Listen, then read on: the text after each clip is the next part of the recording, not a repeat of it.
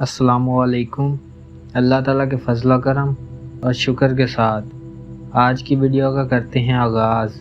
सबसे पहले आप हमारा channel history with Adnan subscribe कर लें। यहाँ पर आपको हिस्ट्री के रिलेटेड वीडियोस देखने को मिलती रहेंगी। आज हम देखेंगे नूरुद्दीन जहांगीर को, सल्तनत मुगलिया का चौथा फरमानरवा। आइए वीडियो का करते हैं आगाज़। नूरुद्दीन जहांगीर अपने वालिद जलालुद्दीन अकबर की वफ़ात के बाद 24 अक्टूबर 1605 को तख्त नशीं हुआ। शहनशाह अकबर बे औलाद था। अबुल फजल के मशवरे से एक बुज़ुर्ग शेख सलीम चिश्ती से दुआ की गुजारिश की तो उन्होंने दुआ दी कि अल्लाह तुम्हारी आरज़ू पूरी करे, तुम्हें 3 बेटों से नवाजे। 3 अगस्त 1569 में जयपुर की राजपूत राजकुमारी जोधाबाई उर्फ मरियम ज़मानी के यहाँ उसकी पैदाइश हुई। बुज़ुर्ग के नाम पर ही सलीम नाम रखा गया। अकबर उसे प्यार से शेखू बाबा कहा करते थे। अकबर ने खुशी में खजानों के मुंह खोल दिए, कैदी रहा किए और ख्वाजा मोइनुद्दीन चिश्ती अजमेरी के मज़ार पर पैदल हाजिरी से अपनी मन्नत पूरी की। उसके बाद 2 और बेटे मुराद और दानियल पैदा हुए। शहनशाह अकबर को अपने अनपढ़ होने के नुकसानात का अंदाज़ा था, इसलिए बेटों की तालीम का उम्दा बंदोबस्त किया। काबिल तरीन उस्ताज़ा ने अरबी, फ़ारसी, तुर्की, हिंदी, संस्कृत, रियाज़ी, जोग्राफिया, मौसीकी और तारीख़ की तालीम दी। शहज़ादा सलीम ज़हीन था। जल्द ही अमूर सल्तनत में भी दिलचस्पी लेने लगा। 9 साल की उम्र में 10,000 प्यादा फ़ौज का मनसबदार बना और इलाहाबाद की जागीर का मालिक बना। जलालुद्दीन अकबर के तीनों बेटे सलीम, मुराद और दानियल तीनों कसरत से शराब नोशी करते थे। अकबर उन्हें इस आदत से न रोक सका। ऐन शबाब में शहज़ादा मुराद और शहज़ादा दानियल कसरत शराब नोशी से जान से गए, लेकिन शहज़ादा सलीम ने फिर भी अपनी आदत न बदली और 2 दफ़ा कशीद की हुई शराब के एक दिन में 20 प्याले पी जाता। इसकी ये हालत हो गई कि आखिरी उम्र में खुद शराब का प्याला मुंह तक न ले जा सकता था। शहज़ादा सलीम रंगीन मिजाज था, ऐशो इशरत और रंगरेलियाँ मनाने का आदी था। उसने मुतअद्दिद निकाह भी किए, कई खुफिया और कई मंजरे आम पर आए। उसकी पहली शादी 16 साल की उम्र में राजा भगवान दास वालई अंबर की बेटी मान बाई उर्फ शाह बेगम से हिंदू और मुस्लिम दोनों तरीक़ों से हुई। 17 साल की उम्र में दूसरी शादी राजा उदय सिंह की बेटी से हुई। तीसरी शादी ईरानी रईस ख्वाजा हुसैन की बेटी से हुई। चौथी शादी राजा गेसू दास की बेटी से हुई। 5वीं शादी अपने उस्ताद कायम खान अरब की बेटी से की। उसकी 6ठी शादी तख्त नशीं के बाद महरुन्निसा यानी कि नूरजहां से हुई। शहज़ादा सलीम को अपने बाप अकबर से ये शिकायत थी कि उसे वली अहद के शायान शाह नज़र नहीं दी गई। उसे खदशा था कि शहनशाह अकबर उसकी बजाय अपने पोते यानी सलीम के बेटे खुसरो को वली अहद बनाना चाहता है। इसके बागियाना रवैयों से तंग आकर शहनशाह अकबर ने उसे गिरफ़्तार करने के लिए अबुल फजल को भेजा, जिसे शहज़ादा सलीम ने कत्ल कर दिया।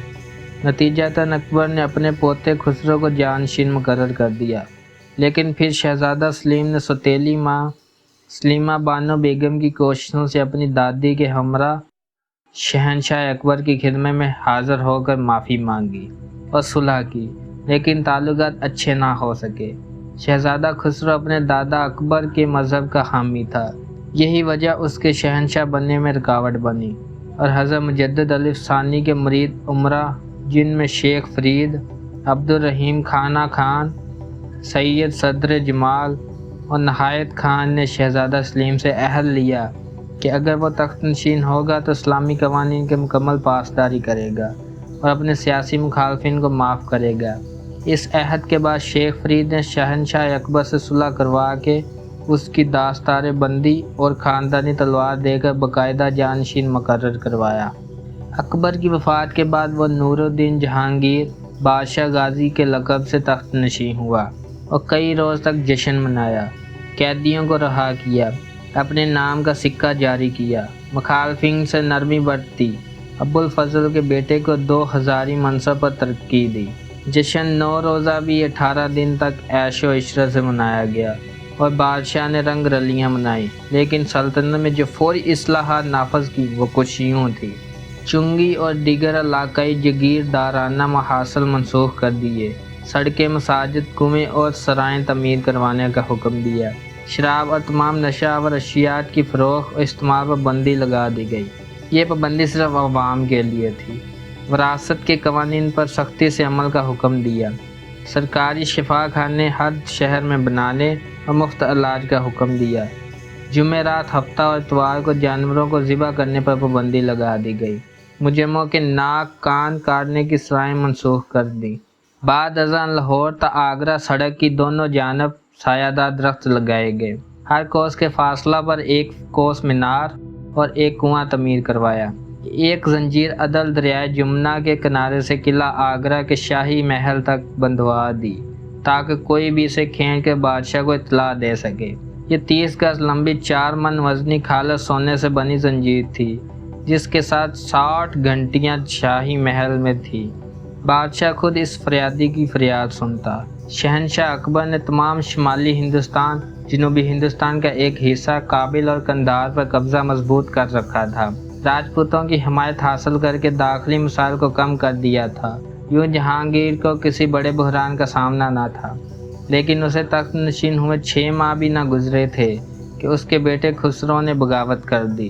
لاہور پر قبضہ کرنے کی ناکامی کے بعد جلندھر کے قریب بھیروال پر جنگ میں خسرو کی شکست اور ایک بڑی خون ریزی کے ساتھ اس بغاوت کا اختتام ہوا۔ جہانگیر نے شہزادہ خسرو کو گرفتار کر کے ایک ہندو سردارنی رائے کی نگرانی میں دے دیا، جسے بعد ازاں شہزادہ خرم یا شاہ جہاں نے قتل کر دیا۔ شہزادہ سلیم اور نور جہاں کی شادی ایک الگ داستان ہے۔ مختصر یہ کہ شاہ ایران کے ایک گورنر خواجہ شریف کا بیٹا غیاث الدین اپنے بیوی بچوں کے ساتھ جلا وطن ہو کر در بدر ہوتا ہوا دربار اکبر تک پہنچ گیا۔ اس کی بیوی شاہی محلات میں داخل ہو گئی اور بیٹی مہر النساء جو جاذب نظر، حسین، تعلیم یافتہ، فنکارانہ ذوق کے ساتھ ذہانت، جرأت اور تنظیمی صلاحیت سے مالا مال تھی، وہ بھی محلات میں قبول ہو گئی۔ یہاں شہزادہ سلیم سے اس کا تعارف ہوا جب اس نے پھول توڑنے کے لیے اپنے 2 کبوتر مہر النساء کو پکڑانے، ایک کبوتر اڑ جانے پر سلیم نے پوچھا یہ کیسے اڑ گیا، تو مہر النساء نے معصومیت سے دوسرا بھی ہاتھوں سے چھوڑ دیا اور کہا کہ یوں اڑ گیا۔ اس بے ساختہ پن پر شہزادہ سلیم فنا ہو گیا۔ مرزا غیاث نے شہنشاہ اکبر کے دباؤ پر اپنی بیٹی کی شادی ایرانی مہاجر علی قلی خان سے کر دی، جو مغل فوج میں کماندار تھا، جسے اکبر نے ہردوان کا صوبے دار بنا کر بنگال بھیج دیا، اور یوں مہر النساء اور شہزادہ سلیم جدا ہو گئے۔ لیکن یہ محبت چنگاڑی بنی رہی اور بادشاہ بنتے ہی اس نے علی قلی کو راستے سے ہٹانے کے لیے سازش سے اس کا مقابلہ شیر سے کروایا، لیکن وہ شیر کو مار کر شیر فاغن کا خطاب بھی لے گیا۔ اب شہنشاہ جہانگیر اپنے خاص آدمی قطب الدین کو بنگال کا گورنر بنا کر بھیجا اور علی قلی پر غداری کا الزام لگا کر اسے قتل کر دیا۔ اس کے خاندان کو نظر بند کر کے آگرہ بھیج دیا۔ شہنشاہ جہانگیر نے شادی کا پیغام بھجوایا، لیکن مہر النساء نے انکار کر دیا۔ آخر 4 سال کی محنت اور چالوں کے بعد وہ اپنی ماں کے ذریعے مہر النساء کو منانے میں کامیاب ہوا۔ مئی 1611 میں ان کی شادی ہو گئی۔ شہنشاہ جہانگیر نے اسے پہلے نور محل اور پھر نور جہاں کا خطاب دیا۔ نور جہاں نے بادشاہ کی دیوانگی کا بھرپور فائدہ اٹھایا، اس کے باپ مرزا غیاث کو اعتماد دلوایا اور بھائی ابو الحسن کو آصف جاہ کا خطاب ملا۔ 1622 تک وہ اپنے والد کے زیر اثر رہی اور ریاست کے امور میں بہت بڑے مسائل نہ ہوئے، لیکن اس کے بعد نور جہاں نے سیاسی اختیارات پر مکمل قبضہ کرنے کی کوشش کی اور اپنے بھائی آصف جاہ سے بھی تصادم کا راستہ اختیار کیا۔ آصف خان کی بیٹی کی شادی شہنشاہ جہانگیر کے بیٹے شاہ جہاں سے ہوئی، جبکہ نور جہاں کی بیٹی جو شیر افغن علی قلی سے تھی، لاڈلی بیگم کی شادی شہنشاہ جہانگیر کے چھوٹے بیٹے شہریار سے ہوئی۔ نور جہاں اپنے داماد کو شہنشاہ بنوانا چاہتی تھی، جبکہ آصف خان اپنے داماد شاہ جہاں کو تخت پر دیکھنا چاہتا تھا۔ اس چپکلش نے چند سالوں میں مغلیہ سلطنت کے جاہ و جلال کی بنیادیں ہلا کر رکھ دیں۔ اس سے بیشتر شہزادہ خسرو کے قتل میں بھی نور جہاں کا اہم کردار تھا۔ اسی طرح مہابت خان اور شہزادہ خرم کی بغاوتیں بھی نور جہاں کی سازشوں کا نتیجہ تھی۔ شاہی دربار میں خوف و ہراس پھیل گیا۔ جو شخص ذرا نمایاں ہوا یہ شہنشاہ کے سامنے حالات کی درست آگاہی پیش کرنے کی کوشش کی، وہ نور جہاں کی سازش کا نشانہ بنا، حتیٰ کہ حضرت مجدد علیہ ثانی بھی اس کے انات سے نہ بچ سکے۔ سلطنت تباہی کے کنارے آ پہنچی۔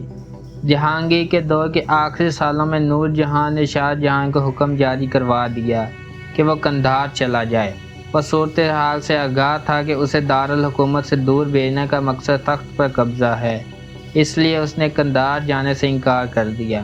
1623 میں شاہ جہاں اور شاہی فوج میں تصادم ہوا اور اس کا اہم حامی راجپوت راجہ بکرم جیت مارا گیا۔ شاہ جہاں کو دکن فرار ہونا پڑا۔ نہایت مشکل وقت گزار کر بالآخر بنگال اور بہار پر قبضہ کرنے میں کامیاب ہو گیا۔ اودھپور اور الہ آباد پر حملہ کیا اور شکست کھائی۔ شاہ جہاں کو کامیابی کی صورت نظر نہ آئی تو اس نے اپنے باپ شہنشاہ جہانگیر سے معافی مانگ لی۔ اس کی خوش قسمتی تھی کہ مہابت خان کی قوت بڑھتی جا رہی تھی، جسے روکنے کے لیے نور جہاں نے بھی اس کی حمایت کی اور اسے معاف کر دیا۔ مہابت خان شہزادہ پرویز کا حامی تھا۔ نور جہاں نے اسے راستے سے ہٹانے کے لیے حکم جاری کروایا کہ وہ بہانے پور میں شہزادہ پرویز کو چھوڑ کر دارالحکومت آ جائے۔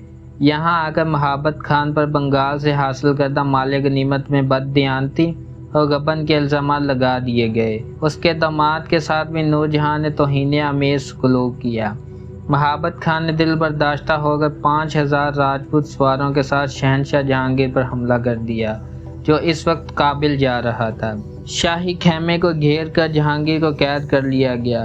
نور جہاں نے وہاں فوج کے ساتھ آ کر جنگ کی کوشش کی، لیکن دریائے جہلم کے کنارے فوج پھنس گئی، کیونکہ راجپوت سپاہی ان پر تیر برسا کر دریا پار کرنے سے روک دیتے۔ شاہی فوج باغ کھڑی ہوئی۔ وہ ٹھٹھہ کی طرف بڑھے تو شاہ جہاں نے ان کا خزانہ لوٹ لیا۔ مہابت خان کے لیے بغیر وسائل لڑنا مشکل تھا، اس لیے وہ دکن کی طرف چلا گیا۔ یوں شہنشاہ جہانگیر کو اس کی قید سے رہائی ملی۔ دکن جا کر مہابت خان نے شہنشاہ جہانگیر سے صلح کا معاہدہ کر لیا۔ نور جہاں شہنشاہ جہانگیر کی وفات کے 18 برس بعد تک شاہی قلعہ لاہور میں قیام پذیر رہی۔ شاہ جہاں نے سالانہ 2 لاکھ روپے وظیفہ مقرر کیا۔ اس کے معمولات میں روزانہ شوہر کی قبر پر فاتحہ خوانی کے لیے جانا اور غریب یتیم لڑکیوں کی تعلیم اور شادی کا اہتمام کرنا شامل تھا۔ نور جہاں نے اپنی زندگی میں اپنے اخراجات سے لاہور میں اپنے بھائی کے مقبرے کے قریب مقبرہ تعمیر کروایا اور وہیں دفن ہوئی۔ نور جہاں نے گلاب کا عطر، پان میں چونے کا استعمال، چاندی کا فرش، نئے دل فریب فیشن، لباس کے نئے ڈیزائن، ریشم سوتی کپڑوں اور زیورات کے نئے نمونے تخلیق کیے اور دربار شاہی کو آراستہ کر کے اس کی شان اور دلکشی میں اضافہ کیا۔ جہانگیر کے دور کے 10ویں سال پنجاب میں ایک نہایت مہلک وبا پھیلی اور لاہور بھی اس کی زد میں آیا۔ سارا علاقہ اجڑ گیا، ہزاروں گاؤں برباد ہو گئے۔ یہ بیماری تقریباً 2 سال تک رہی۔ اسے کوئی خاص قسم کا زہر کہا گیا، جس کی وجہ سے فضا میں بیماری پھیل گئی۔ شہنشاہ نور الدین جہانگیر اپنے باپ اکبر کے دین الہی پر تو نہ تھا، لیکن وہ کیا مذہب رکھتا تھا اس پر کثیر آراء ہیں۔ اس نے حضرت مجدد علیہ ثانی کی مخالفت پر ان کو قید بھی کیا۔ حضرت میاں میر جو لاہور کے صوفی بزرگ تھے، ان کی عقیدت اور ان کے علم و فضل کی وجہ سے شہنشاہ جہانگیر ان سے ملاقات کرنے کا بہت خواہش مند تھا، اور عمر کے آخری وقت خود لاہور نہ جا سکنے کی وجہ سے میاں میر کو اپنی حکومت کے 14ویں سال آگرہ تشریف لانے کی دعوت دی۔ دور اندیش بزرگ نے دعوت قبول کی، بادشاہ نے تعظیم کی اور تحائف میں ہرن کی کھال جائے نماز پیش کی۔ مارچ 1628 میں گرتی ہوئی صحت کے پیش نظر طبیبوں نے صحت افزا مقام کشمیر جانے کا مشورہ دیا۔ وہاں بادشاہ کی دمہ کی بیماری شدید ہو گئی۔ کمزوری اس قدر ہو گئی کہ اٹھا کر پالکی میں بٹھایا جاتا۔ انگوروں کی شراب کے چند قطروں کے سوا کچھ کھا پی نہ سکتا تھا۔ اس مایوس کن صورتحال میں وہ واپس آگرہ کے لیے روانہ ہوا۔ راجوری کے مقام پر صحت سخت خراب ہو گئی۔ کئی روز زندگی اور موت کی کشمکش کے بعد 28 اکتوبر 1628 کو شہنشاہ جہانگیر کی وفات ہو گئی اور ان کی خواہش کے مطابق دریائے راوی کے کنارے نور جہاں کے باغ میں ان کو دفن کیا گیا۔ اگر آپ کو ہماری ویڈیو پسند آئی ہے تو لائک، شیئر اینڈ سبسکرائب کریں۔ آج کی ویڈیو کو کرتے ہیں یہیں اختتام۔ اللہ حافظ۔